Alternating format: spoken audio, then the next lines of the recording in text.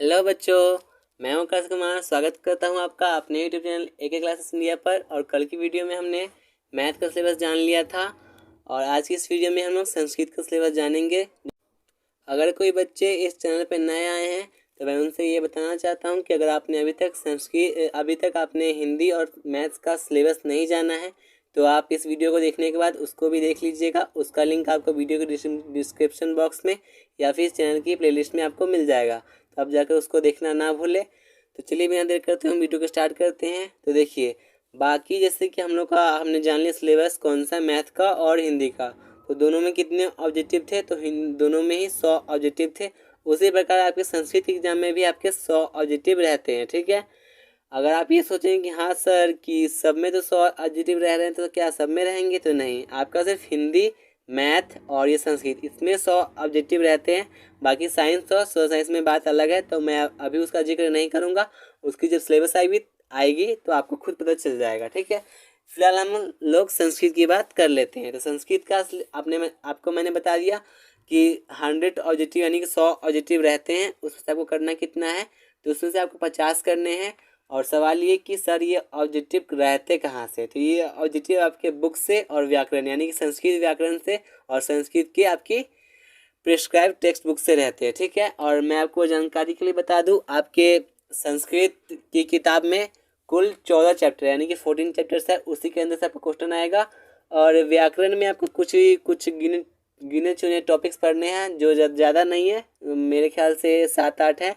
तो उतना आपका हो गया, तो आप आराम से 100 में 50 ऑब्जेक्टिव बना सकते हैं, ठीक है। आप इसमें भी अपना 25 किसी से भी कर लीजिए, 25 ग्रामर से कर लीजिए और 25 किताब से, तो आपको ईजी पड़ेगा। कोई किसी एक पे बोझ नहीं पड़ेगा। अगर आपको किताब से सिर्फ करना है तो आप किताब से कर सकते हैं। लेकिन बच्चों एक बात है जो आपको ध्यान में रखना होगा। वो बात ये है कि इस साल के एग्जाम में देखा गया और मॉडल पेपर में देखा गया है कि संस्कृत में जो है ना, व्याकरण से ज़्यादातर क्वेश्चन रह रहे हैं। तो आपको उसको छोड़ना नहीं है, सिर्फ आप किताब पे निर्भर नहीं रह सकते, आपको दोनों लेकर चलना है। और ये बात कैसे हुई कि आप सिर्फ व्याकरण पर निर्भर रहेंगे? सब्जेक्टिव में फिर कैसे बनेगा? तो आपको दोनों को ही करना होगा, दोनों ही स्ट्रॉन्ग रखना होगा।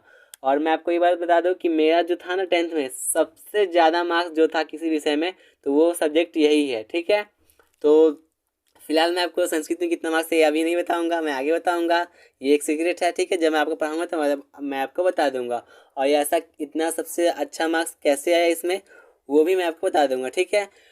तो अब चलते हैं सब्जेक्टिव सेशन में। सब्जेक्टिव का एग्जाम हम लोग का कैसे होता है? तो देख लीजिए, सब्जेक्टिव का एग्जाम जो आपका होता है उसका पूरा स्ट्रक्चर आपके सामने होगा। और मैं इसको बताने के बाद आपको पूरा सब्जेक्टिव, क्योंकि इसमें मैं आपको तो बता दूंगा कि इसमें थोड़ा बहुत कुछ समझाना है, तो मैं आपको एक मॉडल पेपर के थ्रू पूरा मतलब कि लाइव आपको दिखा दूंगा कि आपका क्वेश्चन पेपर जो होता है वो कैसा होता है, ठीक है। तो सबसे पहले जो हम लोग को एक नंबर में मतलब करना होता है वो है अपठित गद्यांश, ठीक है। अपठित गद्यांश ये आपके संस्कृत में रहते हैं 4 और इसमें से आपको करने हैं 2, जिसके लिए आपको 13 नंबर मिलेंगे। अब सभी बच्चों के मन में ये प्रश्न आ रहा होगा कि सर 13 नंबर है यानी एक गद्यांश कितने नंबर का है? तो इसी के लिए मैंने बताया कि इसमें आपको समझाना है, तो इससे अच्छा मैं आपको सामने दिखा दूंगा, तो आपको उससे ज़्यादा बेटर समझ में आएगा। तो यह बात आप याद रखिएगा।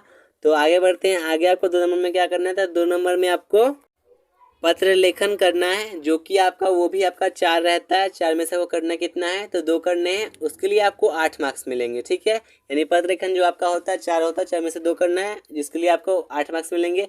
तो आप इससे अंदाज़ा लगा सकते हैं कि आपका एक पत्र लेखन जो होगा 4 मार्क्स का होगा, ठीक है।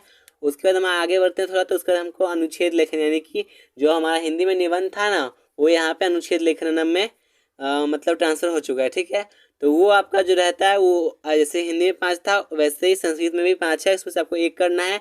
और इसमें आपको ध्यान रखने वाली बात ये है कि इस निबंध को जो है आपको 7 वाक्य में, केवल 7 वाक्य में आपको लिखना है। और हाँ, एक बात और याद रखिएगा, इसके लिए आपको 7 मार्क्स मिलेंगे। साथ ही साथ एक बात, बहुत बड़ी बात आप याद रखिएगा कि जो अपठित गद्यांश था, पत्र लेखनम था और यह अनुच्छेद लेखनम है, इसके बाद अनुवाद आता है, ठीक है। तो ये सब जो चीज़ें हैं ना, आपको किस लैंग्वेज में करनी है, तो ये सारी चीज़ें आपको संस्कृत की भाषा में लिखनी है, यानी कि आपको संस्कृत की भाषा में इसको सब्जेक्टिव में लिखना होगा, ठीक है।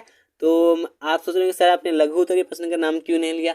तो क्यों नहीं लिया मैं आपको आगे बताऊंगा, ठीक है। तो फिलहाल आप इतना याद रखिए और जान लीजिए कि आपको अपठित गद्यांश, पत्र लेखनम, अनुच्छेद लेखनम, अनुवाद, ये सब क्या करना, किस लैंग्वेज में करना है? संस्कृत में करना है। तो आपने जान लिया कि अनुच्छेद लेखन में आपको 5 मिलते हैं, 5 से 1 करना है और 7 वाक्य में करना है, 7 मार्क्स आपको मिलेंगे। यानी कि एक वाक्य का आपको 1 मार्क्स मिलेगा, तो अगर आपने सही लिखा है तो। और इसमें बिल्कुल भी आप गलती नहीं कीजिए, किसी भी संस्कृत के मतलब जितना आपको सजेटिव करना है, किसी में आप गलती करने की भूल बिल्कुल मत करिएगा, नहीं तो आपके मार्क्स कटने के चांसेस बढ़ेंगे, क्योंकि यहाँ पे सब कुछ एक वाक्य कितने का है, 1 मार्क्स का है, ठीक है। तो इस बात का आप लोग ध्यान रखिएगा। इसके बाद हम आगे बढ़ते हैं, तो आगे आपको करना होता है अनुवाद। अनुवाद यानी कि ट्रांसलेशन बोल सकते हैं। आपको कुछ चुनिंदा 12 वाक्य जो होंगे हिंदी में दिए रहेंगे, उसको आपको संस्कृत में ट्रांसफर करना है, यानी कि बदल के लिखना है। तो उसके लिए आपको 6 मार्क्स मिलेंगे, क्योंकि आपको 12 में से 6 करना है, तो इसमें भी आपको चुन के करना है। और एक अनुवाद का आपको 1 मार्क्स मिल रहा है, यानी कि आपको 12 में से 6 चुन के करना है, जो आपको इजी पड़े आप कर लीजिएगा। उसके बाद आगे बढ़ते हैं, तो आगे हमको लघु उत्तरीय प्रश्न करने होते हैं, जो कि आपकी सिर्फ और सिर्फ किताब से रहते हैं। और सबसे बड़ी अच्छी खुशखबरी की बात यह है कि आपको अपनी भाषा हिंदी में करना है, तो आपके लिए बहुत ही ज़्यादा सरल होगा। इसमें आपको 16 कुल प्रश्न मिलेंगे, जिनमें से आपको 8 प्रश्नों का उत्तर देना है चुन के, और इसके लिए भी आपको 16 मार्क्स मिलेंगे।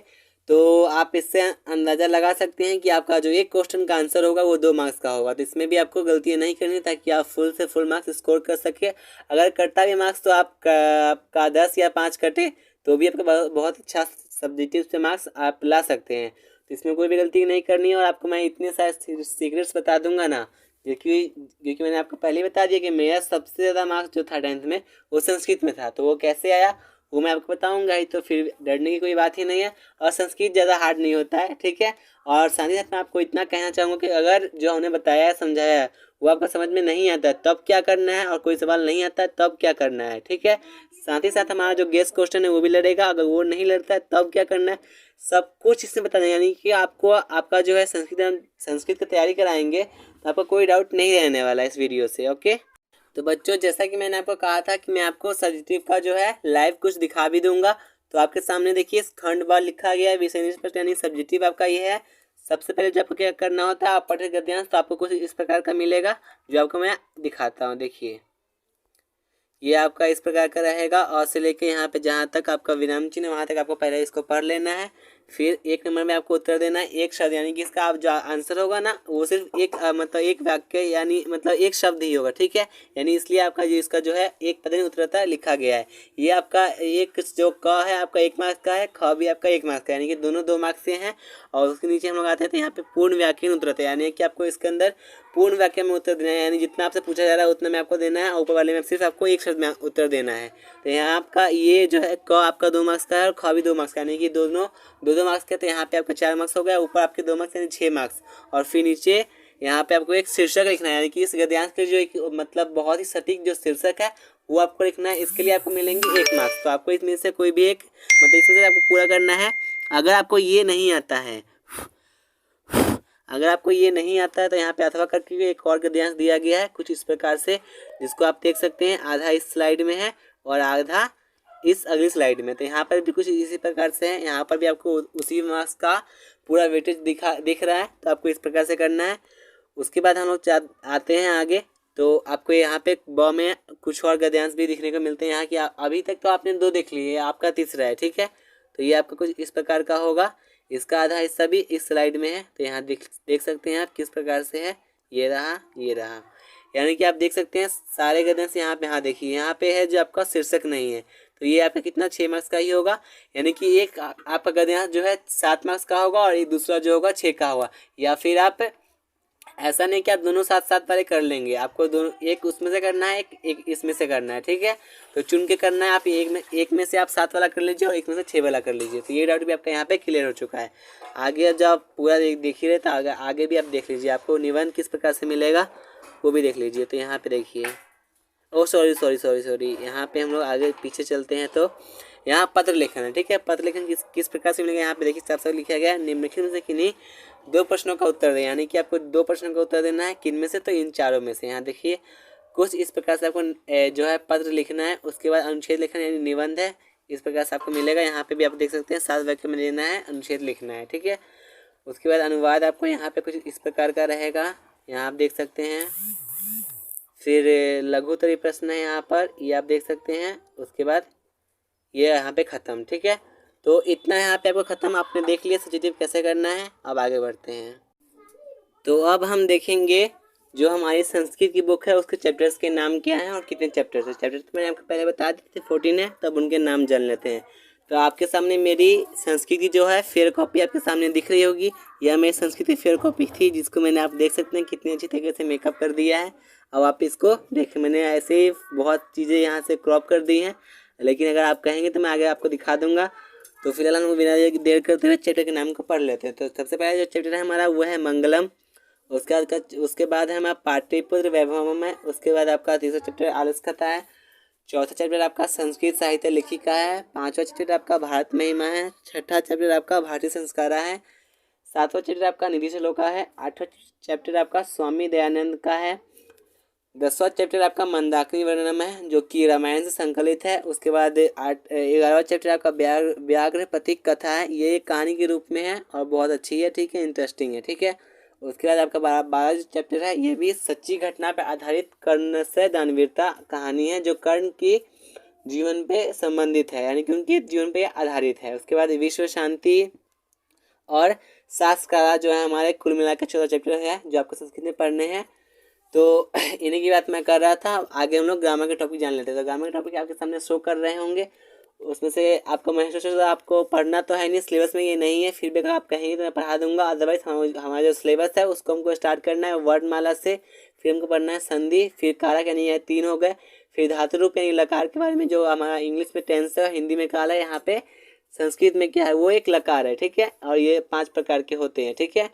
तो ये आपका चौथा हो गया। फिर 5वां है कारक प्रकरण है। ये छठा उपसर्ग प्रत्यय, ये आपका उपसर्ग प्रत्यय हो गया। फिर समास हो गया। तो आप कुल मिला के जोड़ सकते हैं खुद से कि कितने टॉपिक थे, कितने कम टॉपिक्स है। मैं ये कह रहा हूँ कितने कम टॉपिक्स है जो आपके संस्कृत व्याकरण में है। अगर आपने इस पर अपनी अच्छी कमांड कर ली तो आप व्याकरण को बिल्कुल धुआं कर आएंगे, ठीक है। तो उम्मीद है आपको वीडियो अच्छी लगी होगी। अगर वीडियो अच्छी लगी तो आप अपने दोस्तों से शेयर कीजिएगा। और देख रहा हूँ मैं कि कुछ दिनों से चैनल में सब्सक्राइबर्स नहीं बढ़ रहे हैं, तो बच्चों आप इसका ध्यान रखिए। मैं रेगुलर वीडियो आपके लिए अपलोड कर रहा हूँ, तो आप इतना तो समझ सकते हैं। और सब्सक्राइब करना लाइक करना बिल्कुल नहीं भूलिएगा। सब्सक्राइब तो आपने ऑलरेडी कर रखा होगा, नहीं किया होगा तो आप कर लीजिएगा। अपने दोस्तों से ज़रूर शेयर कीजिएगा। Okay, thanks for watching.